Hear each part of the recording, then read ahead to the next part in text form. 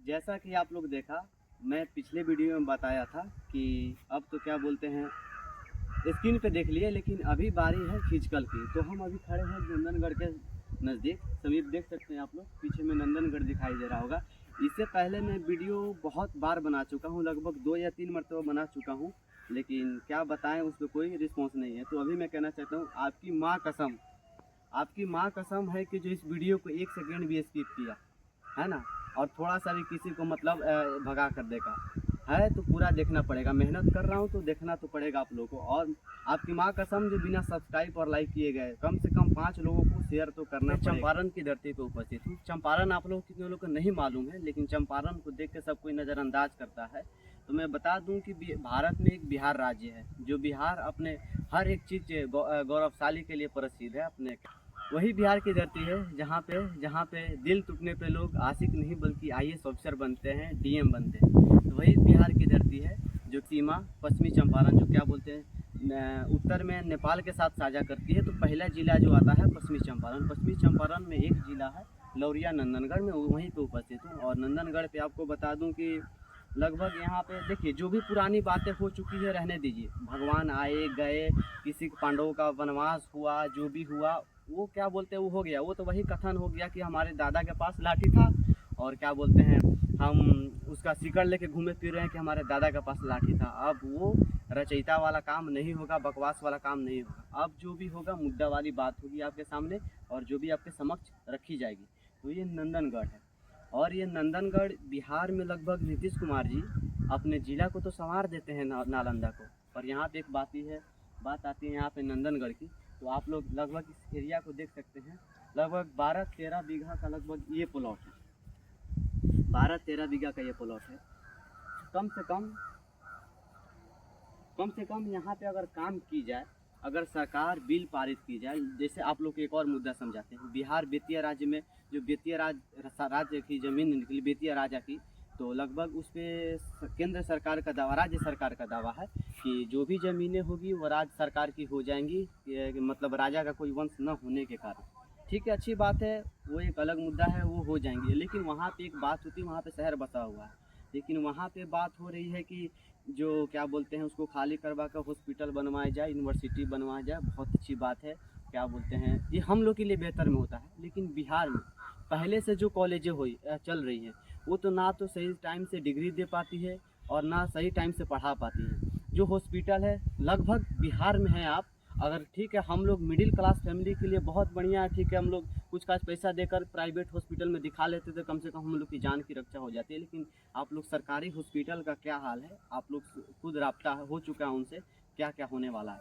तो मैं कह रहा हूँ, यहाँ पे जो ज़मीनें खाली है, वहाँ पे कोई मुद्दा की बात नहीं हो रही है कि यहाँ पे कुछ बनाया जाए, और क्या बोलते हैं, हम लोग के लिए हक में कुछ अच्छा हो। कहना चाहता हूँ कि जो ज़मीनें यहाँ पे खाली पड़ी है, आप लोग के नज़र से आज चलिए, आप लोग पे नज़र पे नहीं आता है, आप लोग को मन करता होगा वीडियो बनाने का, लेकिन नहीं बनाते हैं।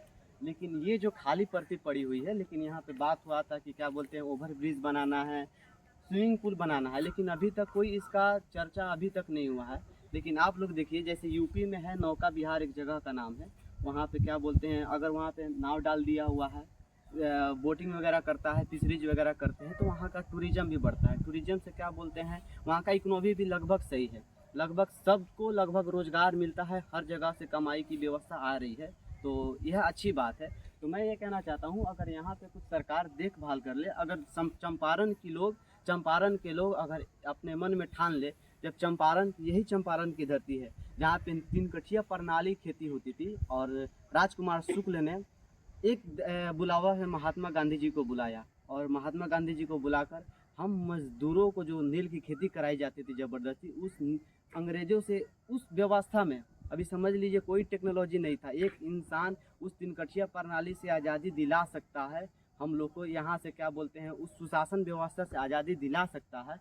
तो ये बताइए, हम चंपारण की धरती पे हैं, हम लोग अभी हर एक चीज़, हर एक व्यवस्था हम लोग के पास अवेलेबल है, हम चाहें तो कुछ भी कर सकते हैं। अरे चंपारण के हैं, कुछ ना कुछ तो आंदोलन जरूर ही करा सकते हैं, हमारे रग रग में हमारे आंदोलन तो भरा ही है।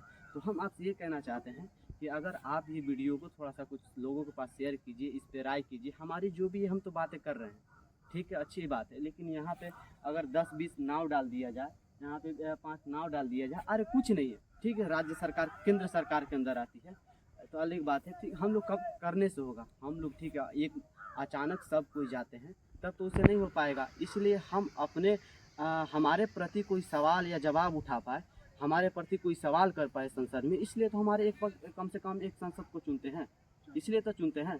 और हम चुने और वो हमारे प्रति कोई सवाल जवाब ना करे, हमारे हक में कोई बात ना करे, तो बताइए हमें उन्हें चुनने से क्या फ़ायदा है। अभी तक लगभग नंदनगढ़ लौरिया के बारे में लगभग 12 किलोमीटर के प्लॉट है, लगभग पूरा खाली पड़ा हुआ है, इसके बारे में अभी तक संसद में कोई चर्चा नहीं है। इस पे सवाल उठाने वाला कौन होगा? हम लोग होंगे, हम लोग ही ना होंगे। तो जब तक, ठीक है अच्छी बात है, हम सवाल उठा रहे हैं, लेकिन आप भी सवाल उठाइए। कब तक चुप रहिएगा?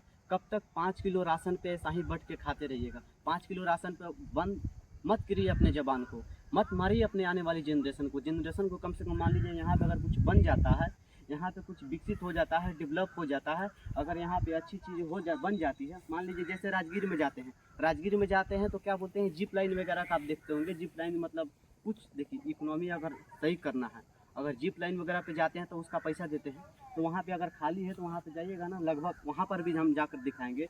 वहाँ पर अगर जिप लाइन लगाया जाए, नंदनगढ़ पर दिखाया जाए, नंदनगढ़ से कुछ अच्छी व्यवस्थाएँ दी जाए, जैसे वहाँ पे बुद्ध मंदिर है, यहाँ पे अगर कुछ अच्छी दी जाए तो अगर बना दी जाए तो टूरिज़्म से बढ़ेगा, टूरिज़्म आएगा, अलग अलग विभिन्न देश से लोग आएंगे, यहाँ पे घूमेंगे, हमारे कल्चर संस्कृति को जानेंगे। वैसे भी हम बिहार के कल्चर संस्कृति में हम वैसा ही आगे रहेंगे। भाषा, मिठाई, लिट्टी चोखा अगर है तो हमारे परंपरा को जानेंगे, अपनाएंगे, तो किसका बढ़ावा मिलेगा? हम लोग को बढ़ावा मिलेगा। तो टूरिज़्म से होता है ना, क्या बोलते हैं, संस्कृति को थोड़ा सा उभार मिलता है, लोग थोड़ा सा जागरूक होते हैं, अलग अलग लोगों से मिलते हैं। जब लोगों से मिलते हैं तो नई नई आइडिया आती है, और नई नई आइडिया आती है तो क्या बोलते हैं, और भी करते मतलब हर क्षेत्र में डेवलपमेंट होती है। जब डेवलपमेंट होती है तो समझ लीजिए हमारी और आपकी डेवलपमेंट होती है, हमारी अकेले डेवलपमेंट तो हो नहीं पाएगी। तो यही बात कहना चाहते हैं, अगर यहाँ पे 10 नाम डाल दिया जाए, ठीक, अपनी पैसा से नहीं, कम से कम अगर सरकार चाहेंगी तो जैसे सरकारी स्कूलों के, हॉस्पिटल के टेंडर निकालती है, तो कम से कम इसका टेंडर निकाले। हमारे यहाँ तो ऐसे ऐसे सुखिया पड़े हैं, ऐसे ऐसे बिजनेसमैन, ऐसे ऐसे पॉलिटिशियन पड़े हैं कि टेंडर भराएंगे और क्या बोलते हैं, निकाल लेंगे। जिसका ज़्यादा पैसा होगा वो टेंडर निकालेगा, यहाँ पे खर्चा करेगा। जब खर्चा करेगा तो किसका फ़ायदा होगा? हमारा ही फ़ायदा होगा। तो हम ये कहना चाहते हैं कि कम से कम इसका नहीं होता तो कम से कम टेंडर निकालिए और क्या बोलते हैं, इस पर खर्चा कीजिए। और जब खर्चा कीजिएगा तो किसका फ़ायदा होगा? हमारा ही तो फ़ायदा होगा। हम लोग के लिए अगर फ़ायदा होता है तो कौन फ़ायदा इसका ना, जो बेनिफिट्स होता है हम लोग का होगा। कम से कम इसका टेंडर निकाले सरकार, और क्या बोलते हैं, ऐसे ऐसे बहुत बिजनेसमैन भरे पड़े हैं, ठीक है, किसी का मुद्दा नहीं मिल पाता, किसी का वक्त नहीं मिल पाता है कि इस सब बारे में बात कर पाए। तो यही है कि टेंडर निकाले और अलग अलग मतलब बिजनेसमैन से टेंडर भरवाए, और टेंडर निकाल के कम से कम यहाँ पे बिजनेस का एक है आइडिया शुरू करें। तो अच्छी बात है, ये करनी चाहिए ताकि हम लोग की भी डेवलपमेंट हो। अकेले हमारे आवाज़ उठाने से कुछ नहीं होता है, एक उंगली कुछ नहीं कर सकती, एक का लाठी और 10 का बोझ, 10 का लाठी एक का बोझ, समझे। अगर यही बात है, अगर अकेले करेंगे, एक उंगली है, एक उंगली से ताकत नहीं मिलता है, 5 उंगली अगर मिल जाए तो यही मुट्ठी बन जाती है, और यही ताकत का यूनिटी इज़ द स्ट्रेंथ, समझे। एकता में ही बल है। तो हमारे अकेले आवाज़ उठाने से और हमारे अकेले उड़ने फड़फड़ाने से कुछ होने वाला है नहीं। इसमें आपकी सहयोगिता होनी चाहिए और लाजमी होनी चाहिए, क्योंकि ये हमारी अकेले की लड़ाई नहीं है, ये हम आवाज़ उठा रहे हैं आपके लिए, हमारे लिए। देखिए आने वाली जनरेशन, ठीक है कोई बात नहीं है, अगर आने वाली जनरेशन कम से कम आएगी तो इसके बारे में अगर डेवलपमेंट हुआ रहेगा तो किसके बारे में कहेगी। जैसे महात्मा गांधी के बारे में, महात्मा जी के हम लोग बयां करते हैं उनकी बड़ाइयाँ खूबियाँ, तो कम से कम ये तो कहते हैं ना, कम से कम हम लोग को आज़ादी दिला, तो कम से कम यहाँ पे हुआ रहेगा। हम लोग बार बार रोज़गार को कहते हैं, सरकार से रोज़गार दीजिए, रोज़गार दीजिए। सबसे पहले आप एजुकेशन मांगिए, आपके पास शिक्षा रहेगा ना तो आप अपना रोज़गार हक से छीन सकते हैं। शिक्षा में ऐसी ताकत है जिसे दुनिया फतह की जा सकती है, कुछ भी कर सकते हैं आप। सबसे पहले आप सवाल उठाइए, क्रॉस क्वेश्चन कीजिए, अकेले से कुछ होने वाला है नहीं। तो कम से कम आएगी जो जनरेशन, वो कम से कम आपसे पूछेगी आपने क्या किया। तो कम से कम ये सवाल जवाब करने के लिए आप होइएगा, देखिए हमने ये करके दिखाया है, और हमारे अकेले से नहीं और सबके सहानुभूति से हुआ।